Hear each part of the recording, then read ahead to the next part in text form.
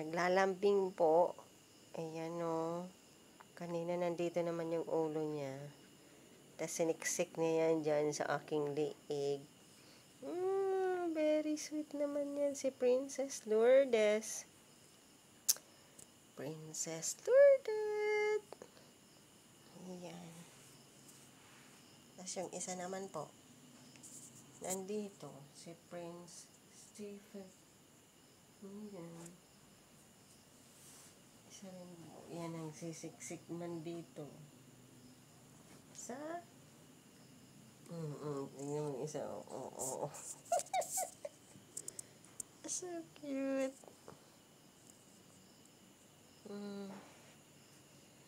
Malamig pa naman yung panahon, guys. It's quite cold. That's why our pet dogs make sick to another warm body. Kaya nakakaawa naman, guys, yung mga homeless talaga. Kung pwede man talaga matulungan and not to be taken advantage of. So, God bless din mga Filipinos out there. Not only the Filipinos, in some other countries, I know that there are some people helping out each other. Not only Filipinos. And so, kasi, tingnan nyo, yung animals nga, guys. I could imagine how hard it is, no? Like one case there, mag-ama.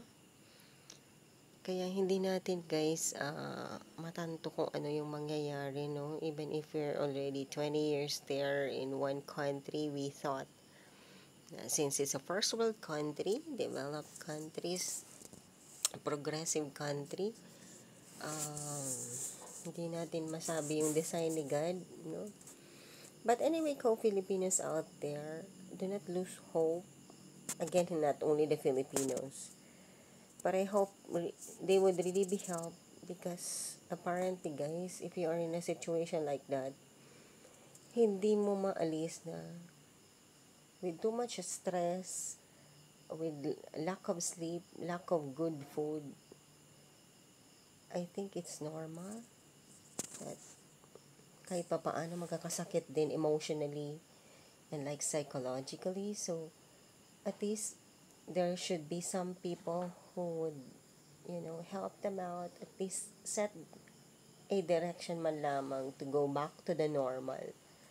Kasi some of them might be having already paranoia that it's just okay, that they are there, suffering. Some of them would think na being away from home, being homeless would in any way help their families or sa kanya din. Sana nga mayroong kahihinatnan, but apparently, kagaya ng isang vlogger na yun, na who's really trying to help, at least address the problem, not only food, temporary food, and temporary money.